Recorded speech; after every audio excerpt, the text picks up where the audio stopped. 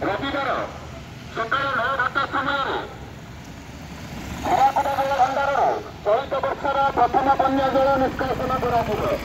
ଏଥିଯୋଗୁଁ ମହାନଦୀ ଓ ତାର ଶାଖା ନଦୀଗୁଡ଼ିକର ଜଳସ୍ତର ବୃଦ୍ଧି ପାଇବ।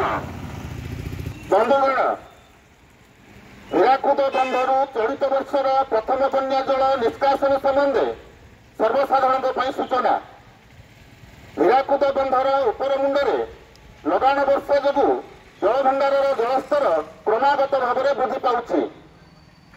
ଏତଦ୍ୱାରା ହୀରାକୁଦ ବନ୍ଧର ତଳମୁଣ୍ଡରେ ବସବାସ କରୁଥିବା ସମସ୍ତ ଜନସାଧାରଣଙ୍କ ଅବଗତି ନିମନ୍ତେ ଜଣାଇ ଦିଆଯାଉଅଛି କି ଆସନ୍ତା 28/7/2024 ରବିବାର ସକାଳ 9 ଘଣ୍ଟା ସମୟରେ ହୀରାକୁଦ ଜଳଭଣ୍ଡାରରୁ ଚଳିତ ବର୍ଷର ପ୍ରଥମ ବନ୍ୟା ଜଳ ନିଷ୍କାସନ କରାଯିବ।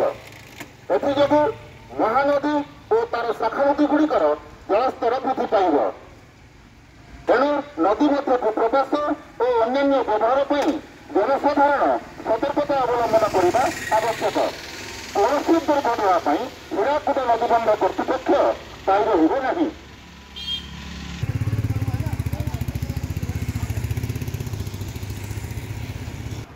ହୀରାକୁଦ ବନ୍ଧରୁ ଚଳିତ ବର୍ଷର ପ୍ରଥମ ବନ୍ୟା ଜଳ ନିଷ୍କାସନ ସମ୍ବନ୍ଧେ ସର୍ବସାଧାରଣଙ୍କ ପାଇଁ ସୂଚନା।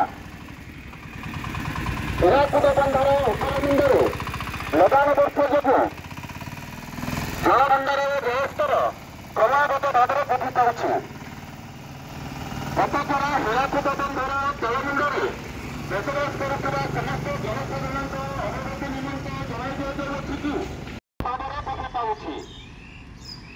ଏତଦ୍ୱାରା ହୀରାକୁଦ ବନ୍ଧର ତଳମୁଣ୍ଡରେ ବସବାସ କରୁଥିବା ସମସ୍ତ ଜନସାଧାରଣଙ୍କ ଅବଗତି ନିମନ୍ତେ ଜଣାଇ ଦିଆଯାଉଅଛି କି ଆସନ୍ତା 28/7/2024 ରବିବାର ସକାଳ 9 ଘଣ୍ଟା ସମୟରେ ହୀରାକୁଦ ବନ୍ଧ ମୁଖ୍ୟଯନ୍ତ୍ରୀଙ୍କ ନିର୍ଦ୍ଦେଶ କ୍ରମେ ଚଳିତ ବର୍ଷର ପ୍ରଥମ ବନ୍ୟା ଜଳ ହୀରାକୁଦ ଜଳ ଭଣ୍ଡାରରୁ ନିଷ୍କାସନ କରାଯିବ।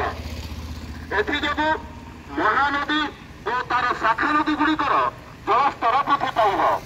ଏଣୁ ନଦୀ ମଧ୍ୟକୁ ପ୍ରବେଶ ଓ ଅନ୍ୟାନ୍ୟ ବ୍ୟବହାର ପାଇଁ ଜନସାଧାରଣ ସତର୍କତା ଅବଲମ୍ବନ କରିବା ଆବଶ୍ୟକ।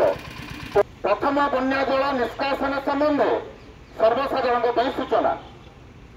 ହୀରାକୁଦ ଜଳଭଣ୍ଡାରର ଉପର ମୁଣ୍ଡରେ ଲଗାଣ ବର୍ଷା ଯୋଗୁଁ ଜଳଭଣ୍ଡାରର ଜଳସ୍ତର କ୍ରମାଗତ ଭାବରେ ବୃଦ୍ଧି ପାଉଅଛି।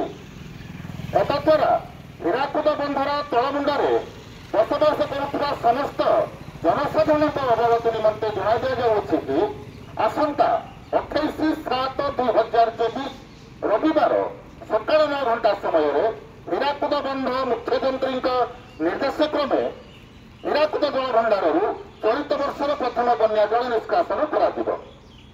ଏଥିଯୋଗୁଁ ମହାନଦୀ ଓ ତାର ଶାଖା ନଦୀଗୁଡ଼ିକର ଜଳସ୍ତର ବୃଦ୍ଧି ପାଇବ। ଏଣୁ ନଦୀ ମଧ୍ୟକୁ ପ୍ରବେଶ ଓ ଅନ୍ୟାନ୍ୟ ବ୍ୟବହାର ପାଇଁ ଜନସାଧାରଣ ସତର୍କତା ଅବଲମ୍ବନ କରିବା ଆବଶ୍ୟକ। କୌଣସି ଦୁର୍ଘଟଣା ପାଇଁ ହୀରାକୁଦ ବନ୍ଧ ନଦୀ ବନ୍ଧ କର୍ତ୍ତୃପକ୍ଷ ଦାୟୀ ରହିବ ନାହିଁ। ବନ୍ଧୁଗଣ, ହୀରାକୁଦ ବନ୍ଧରୁ ପ୍ରଥମ ବନ୍ୟା ଜଳ ନିଷ୍କାସନ